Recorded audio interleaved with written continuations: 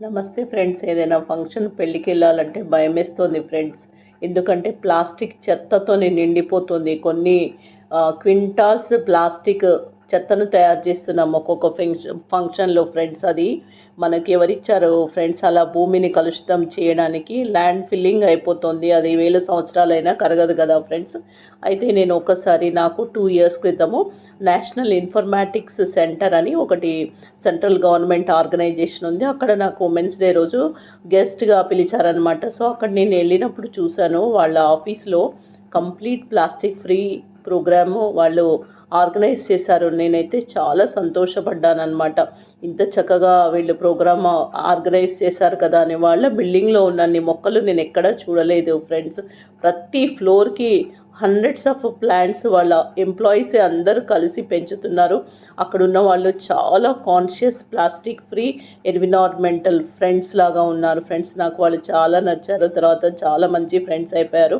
నేను నా గోశాలలో జియో స్పిరిట్ మీట్ పెట్టినప్పుడు వీళ్ళు ఇక్కడికి రావడం జరిగిందనమాట. నేను కూడా నా క్యాంపస్ కూడా జీరో ప్లాస్టిక్ క్యాంపస్ అనమాట. సో, ఎవరు ప్రోగ్రామ్‌కి వచ్చినా ప్లేట్, గ్లాస్ వాళ్ళదే తెచ్చుకోవాలి, ఇంక్లూడింగ్ చీఫ్ గెస్ట్ కూడా. సో, నేను అలా అరేంజ్ చేసి ప్రోగ్రామ్స్ చేసినప్పుడు వాళ్ళు చెప్పారు, వాళ్ళు ఏ విధంగా ప్లాస్టిక్‌ని వాళ్ళ లైఫ్‌లో నుంచి తీసేశారు అన్నది. ప్రతిదీ రీసైకిల్, రీయూజబుల్ ప్రోడక్ట్సే వాళ్ళు వాడుతున్నాము అని. మనము చేసి చెప్పితే ఎవరైనా వింటారు కదా ఫ్రెండ్స్. ఏదైనా సాధ్యం చూడండి. అందులో రాధా గారు, సురేష్ గారు వాళ్ళ retirement function zero plastic function చేశారు. అది షాన్బాగ్ హోటల్లో కూడా ప్లాస్టిక్ వాడకుండా ఫంక్షన్ చేయగలిగారు చూడండి.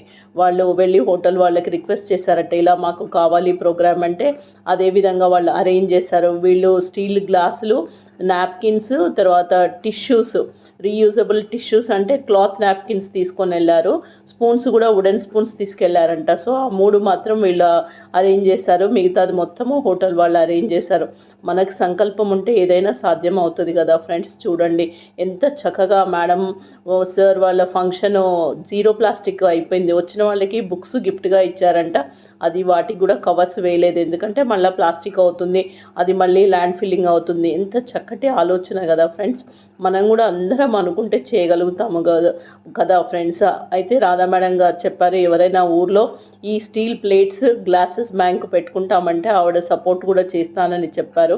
ప్రతి ఊర్లో ఇలాంటి బ్యాంక్ కంపల్సరీ అవసరం friends. Steel plates and glasses bank. ప్రతి ఫంక్షన్లో గిన్నెలు మాత్రం పెద్దవి అన్ని ఊర్లలో ఉంటున్నాయి, కానీ ప్లేట్లు, గ్లాసులు మొత్తము ప్లాస్టికే వాడుతున్నారు. అది ల్యాండ్ ఫిల్లింగ్ అయిపోతుంది కదా ఫ్రెండ్స్.